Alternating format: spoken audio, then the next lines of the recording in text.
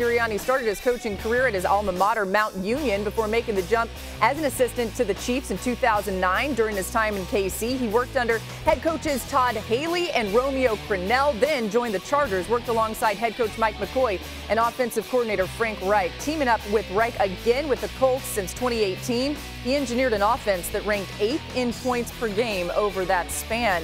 Let's get back to Adam. The Eagles have found their head man. What more can you tell us?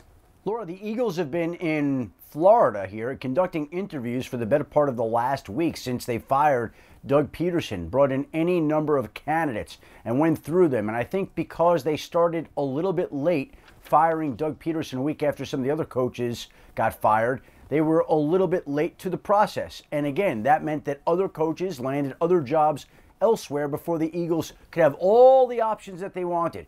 Still had plenty of options of plenty of good candidates out there. And ultimately, in the end, I think that they felt most comfortable with Nick Sirianni, who's worked under Frank Reich in Indianapolis and knows the Philadelphia system well.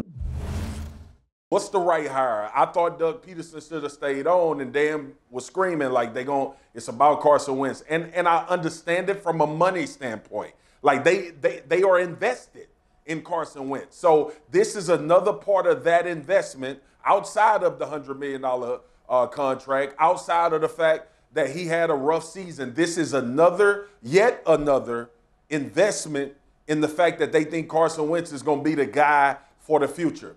This is all on Carson Wentz now. Yeah. Like this, the amount of pressure that he's going to have, as we talked about the pressure you have in Philly, just got revved up another notch. I think it's pressure on all of them. I think it's pressure on Nick, Carson Wentz, the front office, all of them. What's interesting about this is they went and got the other guy. They didn't get the guy. They didn't get Frank Reich. Mm-hmm. They got somebody else. So you expected for him to coach him the same way. It's totally different when you in that plane flying in that cockpit versus sitting back and delegating certain things. Now you become the head coach, I'm assuming the play caller, and the quarterback coach. Even though you may not have the title as a quarterback coach, you are intimately involved with him on a day-to-day basis. Will it work out? I don't know. How are you going to handle the locker room when they turn around and they look and say, well, Jalen Hurts should be really playing, man? You know, how are you going to handle that? It's a really interesting point, Dan, because I think it's obvious. We've talked about the reasons why we're talking about Carson Wentz is because of the money that's owed to him, right? Yes. And that's what's top of mind for this organization and the leadership in the organization. But what if Jalen Hurts ends up really being the guy and Sirianni's in that scenario? Feels like, at least in his experience, he'd be prepared to go with whoever's best to run the offense? Yeah, no, listen, this is not about Jalen Hurts, right? This hire was absolutely about Carson Wentz. 100%. If Jalen Hurts goes into this offseason and into the summer and proves he's a better player than Carson Wentz, then the Eagles have a big problem. Yes, there's no question about that, because Nick Sirianni signed on to the Eagles' job in part because of Carson Wentz. Yes. He doesn't take the job because, you know what, I loved Jalen Hurts coming out of Oklahoma.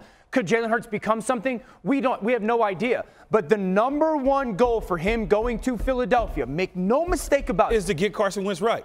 Get him balling. Yes. And so it has everything to do with the non-physical. He's got to go make good relationship. He's also got to bring someone with him that can coach the heck out of the guy. Yes. This is not about being buddies. But what if it doesn't work and all of a sudden in that locker room they're going, well. Then everybody's gone, though. And that's going to happen fast, too. All right, guys, we are going to get back to this because there's a lot more to talk about with it. But let's.